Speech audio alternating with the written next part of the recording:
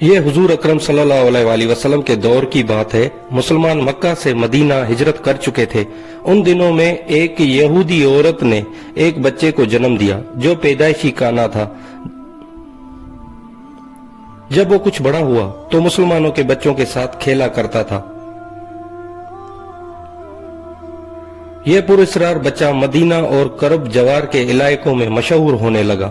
اس نے اپنے اوپر وحی یا القا آنے کا دعویٰ کیا اور عجیب اور پراسرار باتیں کرنے لگا۔ لہٰذا اس کی ماں رسول اللہ صلی اللہ علیہ وآلہ وسلم کے پاس گئی اور اپنے بیٹے کا سارا حال بتایا۔ اس نے آپ صلی اللہ علیہ وآلہ وسلم سے یہ گزارش کی کہ اس کا معائنہ کریں۔ ایک دن رسول اللہ صلی اللہ علیہ وآلہ وسلم اپنے اصحاب کے ساتھ اس بچے کے گھر اس کی کیفیت جاننے کے لیے روانہ ہوئے۔ راستے میں آپ نے بنی مغالہ کے انصار بچوں کے ساتھ اس بچے کو کھیلتے دیکھا۔ اس بچے کا نام صاف ابن سیاد تھا۔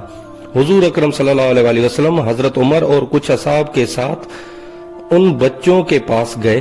وہ بنی مغالہ کے مکانوں کے پیچھے کھیل رہے تھے۔ ابن سیاد ان دنوں بلوغت کے قریب تھا لیکن جوان نہ ہوا تھا۔ نبی اکرم صلی اللہ علیہ وآلہ وسلم اس کے قریب گئے لیکن اسے پتہ نہ چلا۔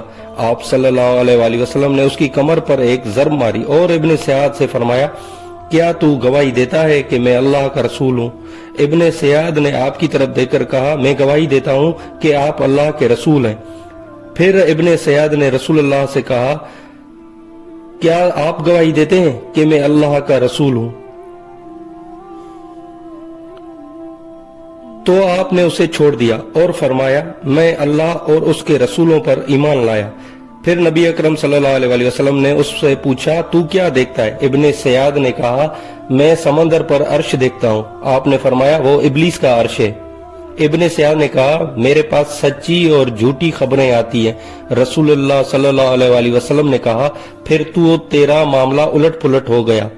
پھر آپ نے فرمایا، میں نے تمہارے لیے ایک چھپانے والی چیز چھپائی ہے۔ دراصل نبی اکرم نے اپنے دل میں لفظ دخان سوچا تھا۔ ابن سیاد کہنے لگا، وہ ادخ ہے۔ اس پر آپ نے کہا، ذلیل ہو جا، تیری قدرت بڑھ نہیں سکتی۔ حضرت عمر نے کہا، اگر آپ مجھے اجازت دیں تو میں اس کی گردن اڑا دوں۔ آپ نے فرمایا، اسے چھوڑ دو، اگر یہ سچا ہے تو اس پر قابو نہ پا سکو گے، اور اگر ایسا نہیں ہے تو پھر اسے قتل کرنے میں کوئی بھلائی نہیں۔ ابن سیاد کی پراسرار شخصیت اور اس کے سایانہ باتوں کے متعلق ایک مشہور روایت ہے کہ ایک مرتبہ نبی اکرم صلی اللہ علیہ وسلم اور حضرت ابی ابن کعب ایک کھجور کے باغ میں گئے جہاں ابن سیاد موجود تھا۔ نبی اکرم صلی اللہ علیہ وسلم کی یہ کوشش تھی کہ ابن سیاد انہیں دیکھے، اس سے قبل چھپ کر اس کی باتیں سنی جائیں۔ لہٰذا آپ نے دیکھا کہ وہ اپنی چادر میں لپٹا ہوا تھا اور وہ کچھ پڑھ رہا تھا جس سے اس کے ہونٹ ہل رہے تھے۔ اچانک ابن سیاد کی ماں نے آپ کو کھجور کے درخت کے پیچھے دیکھ لیا اور کہنے لگی، اے صاف، یہ محمد ہے۔ لہٰذا ابن سیاد کود کر اٹھ بیٹھا۔ نبی اکرم صلی اللہ علیہ وآلہ وسلم نے فرمایا، اگر وہ اسے چھوڑ دیتی تو آج اس کا معاملہ مجھ پر واضح ہو جاتا۔ مدینہ کے لوگ کہا کرتے تھے کہ ابن سیاد پر کہانت کا اثر تھا، یا اس کے پاس شیاطین آتے تھے جو اسے عرش الہی کی خبریں دیتے تھے۔ دراصل نبی اکرم صلی اللہ علیہ وآلہ وسلم نے ابن سیاد کے معاملے میں سکوت اختیار کیا تھا، کیونکہ آپ کی طرف یہ وحی نہیں کی گئی تھی کہ ابن سیاد کی کیا حقیقت ہے، جبکہ کچھ صحابہ کا یہ خیال تھا کہ ابن سیاد ہی دجال ہے۔ مثلا حضرت جابر بن عبداللہ اللہ کی قسم اٹھا کے کہتے تھے، ابن سیاد ہی دجال ہے۔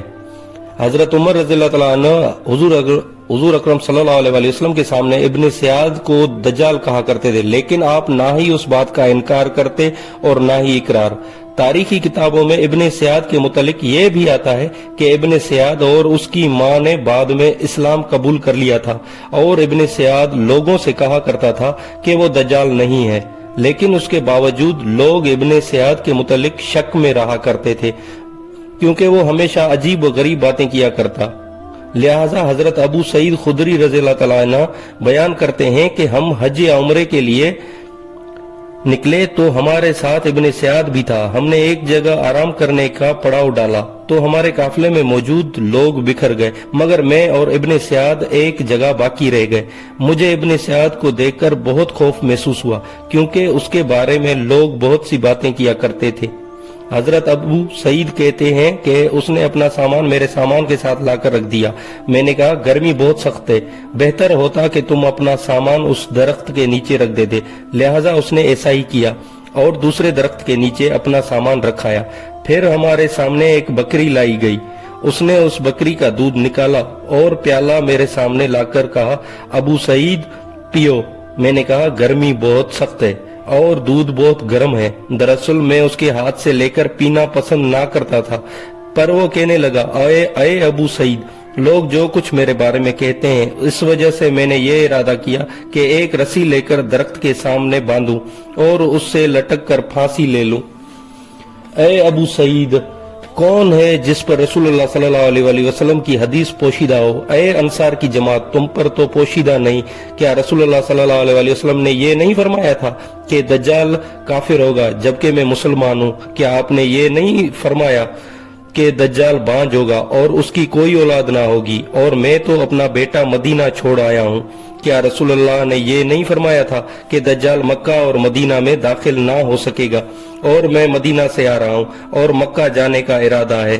حضرت ابو سعید کہتے ہیں کہ قریب تھا کہ میں اس کی باتوں میں آ جاتا اور اس پر یقین کر لیتا، مگر وہ کہنے لگا اللہ کی قسم میں دجال کو جانتا ہوں اور اس کی پیدائش کو، اور وہ اس وقت کہاں ہے اس کا بھی مجھے علم ہے۔ حضرت ابو سعید نے کہا ساری عمر تیری تباہی ہو۔ مورخین نے لکھا ہے ابن سعد یزید ابن معاویہ کے دور تک مدینہ میں تھے، اور جب واقعہ ہرا ہوا تو وہ اس دن کہیں غائب ہو گیا اور پھر کبھی کسی کو نظر نہ آیا۔ علماء کا بھی ابن سعد کی شخصیت کے متعلق مختلف رائے ہیں۔ علماء و محدثین کی ایک جماعت کے نزدیک ابن سعد مسلمان تھا اور مدینہ میں ہی مرا۔